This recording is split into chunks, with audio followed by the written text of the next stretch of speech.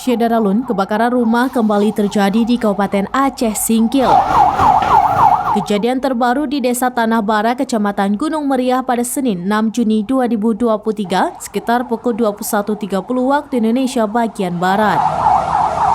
Rumah yang terbakar berkonstruksi kayu berada di pinggir jalan 2 jalur Gunung Meriah. Rumah yang terbakar milik almarhum Haji Buhari. Tidak ada korban jiwa dalam kebakaran tersebut. Penghuni rumah yang terdiri dari 3 kepala keluarga semuanya selamat. Kebakaran berlangsung cepat lantaran konstruksi rumah dari kayu.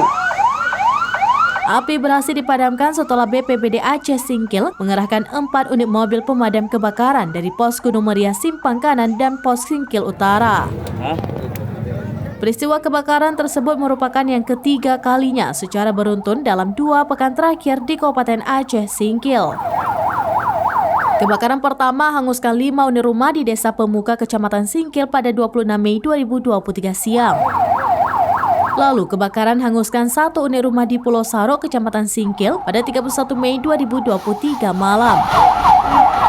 2 kebakaran itu diduga terjadi akibat korsleting listrik. Sementara penyebab kebakaran di Desa Tanah Bara, Kecamatan Gunung Meriah masih dalam penyelidikan polisi.